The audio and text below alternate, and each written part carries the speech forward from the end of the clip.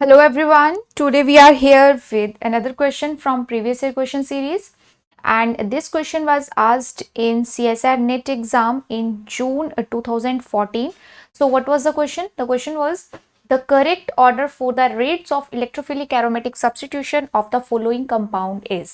तो ये जो क्वेश्चन आपके पास जून 2014 में आया था, इसमें आपको बताना था कि इन तीनों कंपाउंड्स को अगर इलेक्ट्रोफिलिक एरोमेटिक सब्स्टिट्यूशन करनी है, इलेक्ट्रोफिलिक एरोमेटिक सब्स्टिट्यूशन करनी है, तो कौन सबसे बेस्ट करेगा और कौन सबसे वर्स्ट करेगा। ठीक है, तो पहले थोड़ा सा कंसेप्ट समझते हैं हम इलेक्ट्रोफिलिक एरोमेटिक सब्स्टिट्यूशन का, ताकि हम इस पे अप्लाई कर सके। जो हमारे पास इलेक्ट्रोफिलिक एरोमेटिक सब्स्टिट्यूशन है, इसमें तीन शब्द हैं, E A S. E for electrophilic, A for aromatic and S for substitution. It means यहाँ पे हमें ये देखना है कि जो इलेक्ट्रोफाइल होता है which is electron deficient species. Electrophile क्या होता है? Electron deficient species. तो इस स्पीशीज को हम एरोमेटिक सिस्टम के साथ जब रिएक्ट करवाएंगे, क्या कराएंगे? एरोमेटिक सिस्टम के साथ जब रिएक्ट करवाएंगे तो उस पे सब्स्टिट्यूशन देखने को मिलेगी, यानी कोई इलेक्ट्रोफाइल जो होगा वो जाएगा और उसकी जगह कोई नया इलेक्ट्रोफाइल आएगा। सब्स्टिट्यूशन रिएक्शन यानी सिंपली रिप्लेसमेंट, यही होती है। तो इलेक्ट्रोफाइल को हमने इन सिस्टम्स में सब्स्टिट्यूट कराना है और यहां से किसी इलेक्ट्रोफाइल को बाहर भेजना है, ये इसका मतलब है। इट मीन्स इस फर्स्ट कंपाउंड को भी हम कोई इलेक्ट्रोफाइल देंगे, जो सेकंड है उसे भी कोई इलेक्ट्रोफाइल प्रोवाइड करेंगे, और जो हमारे पास थर्ड कंपाउंड है उसे भी कोई इलेक्ट्रोफाइल प्रोवाइड करेंगे। इट मीन्स ये जो आपके पास सब्स्टिट्यूएंट्स दिए गए हैं, they will act as nucleophile. Simple सी बात है, क्योंकि रिएक्शन अगर हमारे पास इलेक्ट्रोफिलिक एरोमेटिक सब्स्टिट्यूशन है और सामने इलेक्ट्रोफाइल पड़ा हुआ है, इलेक्ट्रॉन डेफिशिएंट स्पीशीज, तो इस स्पीशीज को क्या करना है? इलेक्ट्रॉन डोनेट करने हैं। और अगर इसे इलेक्ट्रॉन डोनेट करने हैं तो हमें देखना है कि कौन सी पोजीशन से डोनेट करने हैं। That's the main point.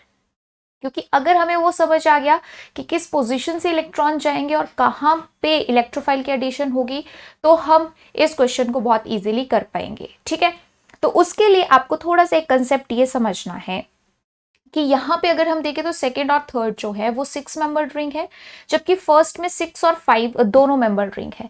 तो हमारे पास अगर यहाँ सेकेंड और थर्ड में रिएक्शन होती है तो वो इस 6 मेंबर रिंग के ही किसी कार्बन पे आएगा इलेक्ट्रोफाइल।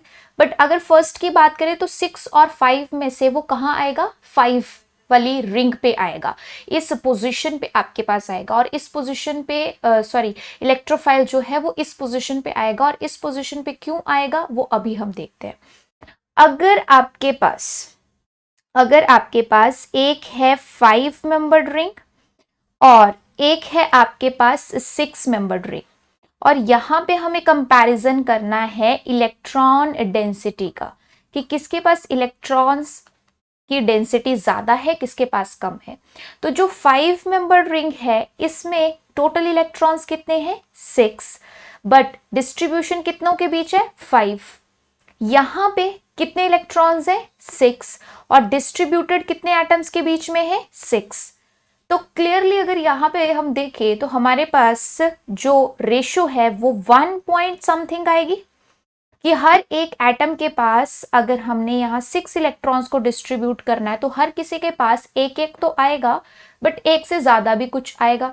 बट यहाँ अगर हम देखें तो यहाँ पे हमारे पास रेशियो रहेगी 1:1। एक सिंपल सा आपके पास एग्जाम्पल यहाँ पे मैं बताती हूँ। अगर आपके पास 5 लोग हैं और 5 लोगों के सामने हमने 6 चॉकलेट्स रखी हैं, तो हर किसी को एक एक तो मिलेगी, बट जो 6 चॉकलेट होगी उसमें से भी कुछ कुछ एक्स्ट्रा मिलेगा। ठीक है, वही बात यहाँ पे इलेक्ट्रॉन डेंसिटी की है। बट अगर 6 लोग हैं, 6 चॉकलेट्स है, तो सबको एक एक मिल चुकी है, उसके अलावा एक्स्ट्रा कुछ भी नहीं मिलेगा।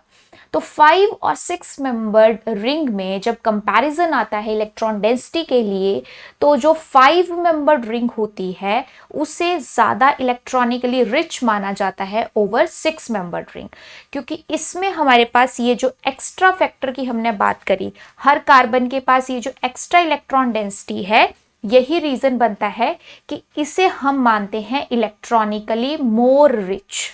इसे हम मानते हैं इलेक्ट्रॉनिकली मोर रिच।